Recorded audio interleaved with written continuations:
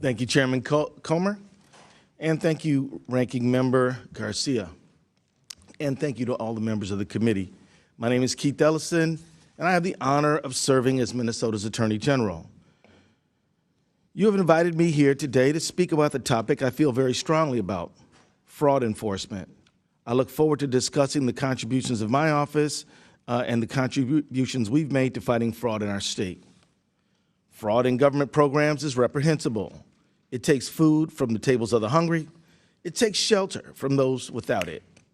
I have worked every day as Attorney General to hold fraudsters accountable, and I'm proud of our record. We've won 300 Medicaid fraud convictions, more than any other state of similar size, and recovered over $80 million for Minnesota taxpayers.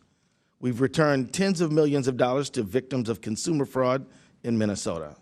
Since 2019, our Charities Division has resolved over 50 investigations and dissolved 17 sham nonprofits. It's important to note that under Minnesota law, my office has limited jurisdiction over criminal matters. The only kind of criminal case we can prosecute all on our own is Medicaid fraud. Any other kind of criminal case must be referred to us by county attorneys. Still, we've punched above our weight where we do have criminal jurisdiction. I'm proud of that. Over the past 6 years, my Medicaid fraud control unit has ranked 5th in the nation in fraud convictions. Last week, I urged the state legislators to pass a bipartisan Medical Assistance Protection Act, which would give us additional resources to prosecute Medicaid fraudsters. Where fraud occurs outside of our jurisdiction, my office has and will continue assisting our local and federal partners. When our help is requested, we support our 87 county attorneys in Minnesota, and we regularly coordinate with federal investigators and prosecutors to combat fraud. That type of collaboration between enforcers at all levels of the government is essential in this fight. And that is why, if we are to discuss law enforcement efforts in Minnesota, we cannot ignore the devastating effects of Operation Metro Surge. As you know, the Trump administration, on the pretext of fighting fraud, unleashed over 3,000 masked, armed agents on the streets of Minnesota.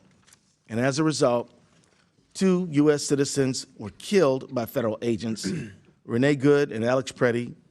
Federal law enforcement still refuses to cooperate with us in investigating their deaths. Young, innocent children were detained and traumatized.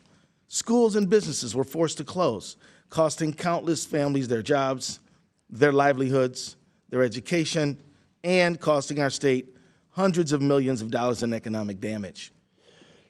Operation Metro Surge did nothing to address fraud in our state. It harmed our economy, it scarred our people, and it dealt a devastating blow to fraud enforcement in Minnesota. As a result of Metro Surge, federal prosecutors' efforts to fight fraud in Minnesota have suffered a major setback.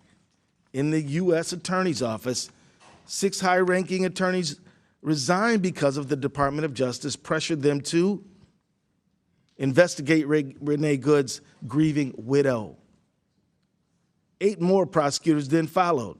The remaining staff should be spending their time prosecuting fraudsters and criminals. Instead, they are drowning in immigration-related petitions resulting from Operation Metro Surge.